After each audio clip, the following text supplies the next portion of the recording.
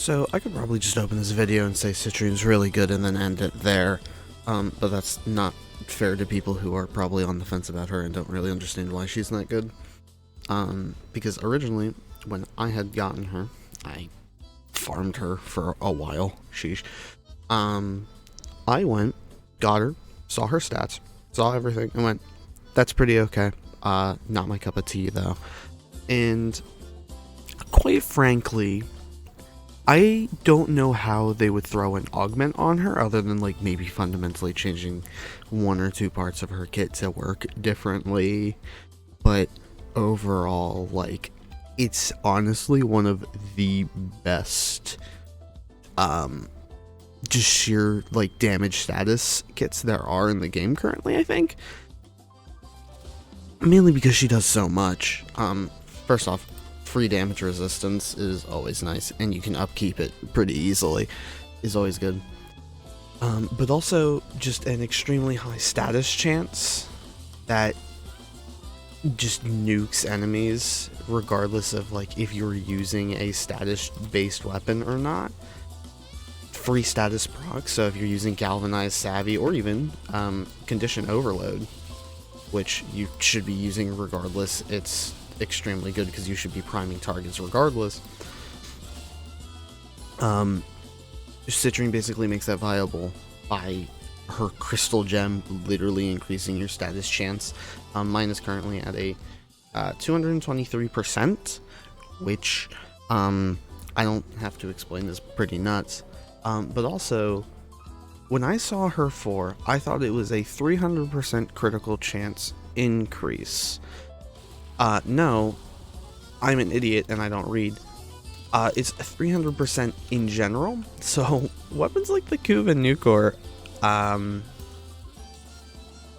just deal their true critical damage.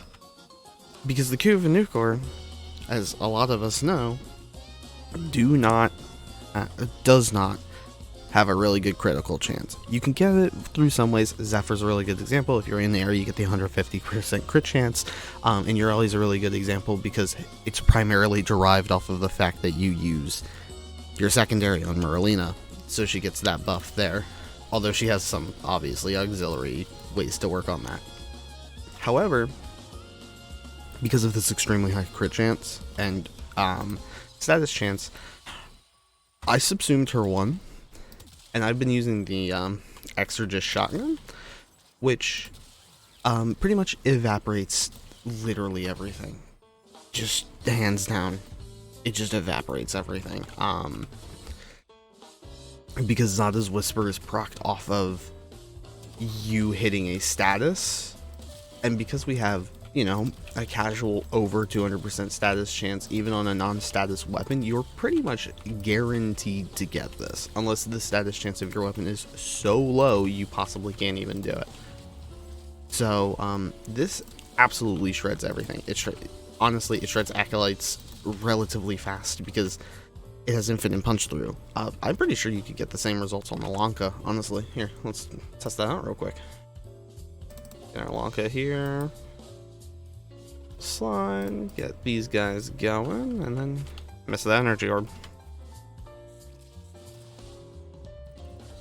But honestly, if I told myself, oh hey, you would enjoy playing Citrine, I'd probably call myself a liar. Okay, it doesn't work as good as it does Mag, but genuinely, character's nutty.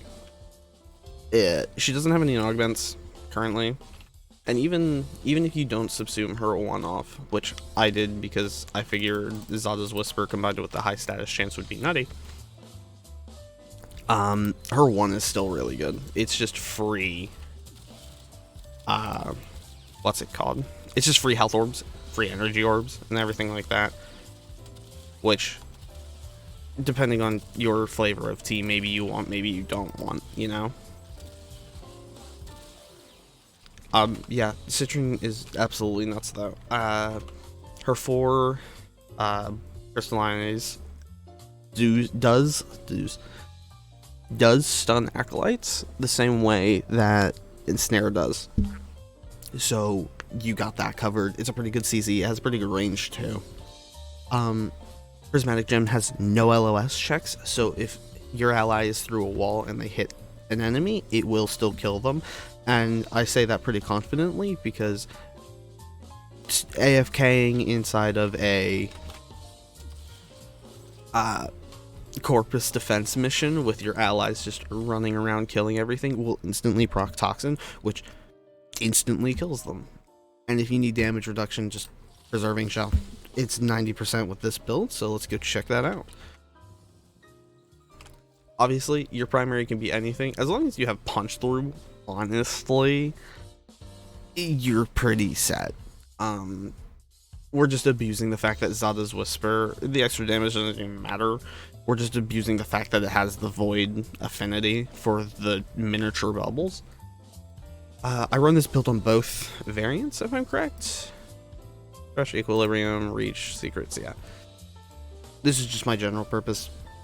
Archon mods are extremely valuable on her, so Vitality, Flow, and Continuity are used.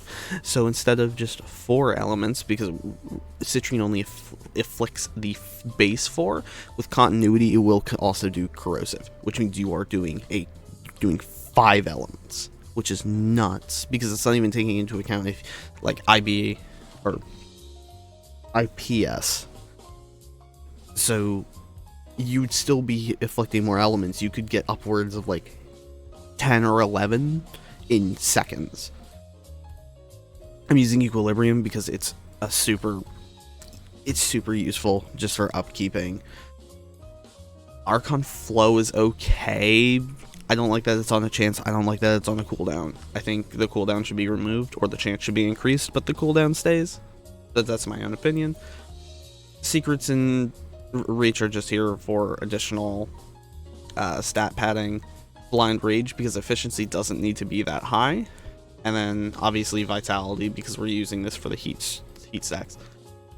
This works extremely well. The only thing Citrine doesn't really get away with is not armor stripping, which is easy. You can probably just change your 1 to something, but genuinely, I'm pretty sure this build just runs most content, especially with the 300% guaranteed crit.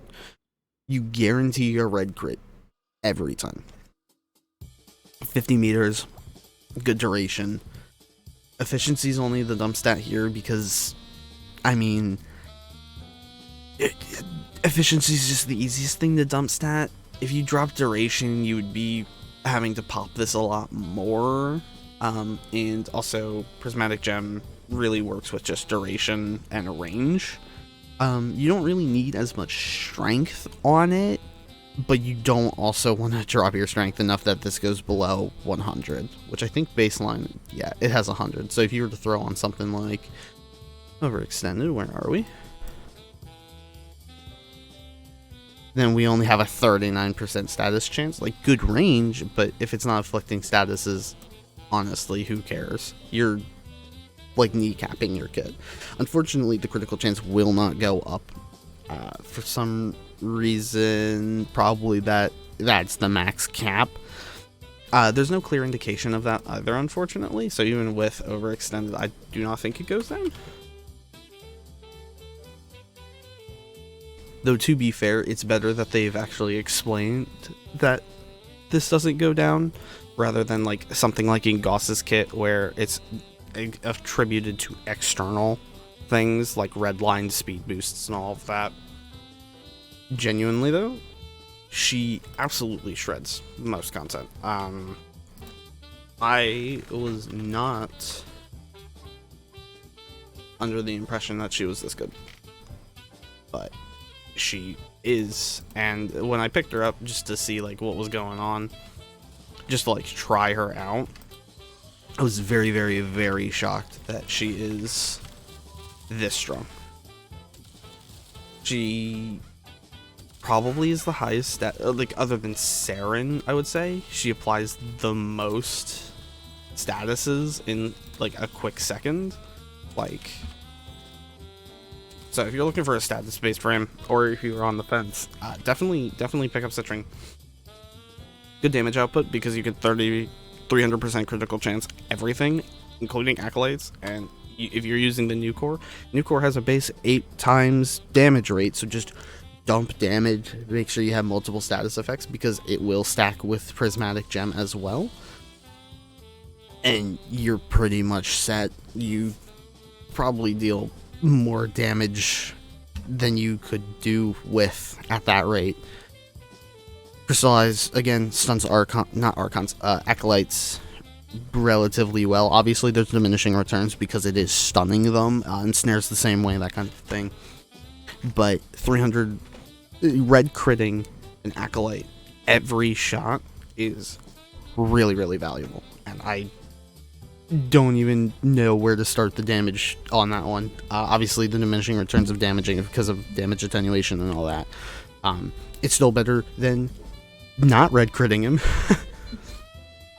Her one's obviously her flex slot. Preserving Shell's really good because of the 90%. She feeds off of HP, so if you throw on Vitality, obviously I have 909 because I haven't maxed out Archon Vitality, but you should be able to at least like tank up until a certain point. Other than that, obviously shield gates. Again, one flex slot. You could probably get away with things like Tempest Barrage for even more afflictions, but honestly, at that rate, you're probably just doing too much with it. There's obviously things you can play around with the status chance, the critical chance, that kind of thing, but Zada's Whisper, personally, when I was looking into it, is probably just the best, especially because her weapon itself is a punch-through weapon, which makes me convinced that they probably did that because Zada's Whisper is a status-based proc for the Void effect, which definitely helps with Prismatic Gem guaranteeing at least 2 status effects if the status chance isn't dumped. So, personal opinion, I think Citrine's extremely good, and I honestly wish I picked her up sooner, because when I initially looked at her, I'm like, oh, well, these are like basic, like what would I ever do with that? And now she can turn a bad weapon pretty good as long as you're using status things, and honestly, maybe subsume her one off for like Roar or something like that. Even actually, Roar would even work with her Prismatic Gem. So if you're literally looking for something that's as AFK as possible, run Epitaph and Roar Prismatic Gem. There you go. There's another build idea. Thank you for watching. I'm probably going to talk about Zephyr at some point here soon, because I think Zephyr doesn't get enough love and is one of the coolest like CC frames in the game. Thank you. Have a good one.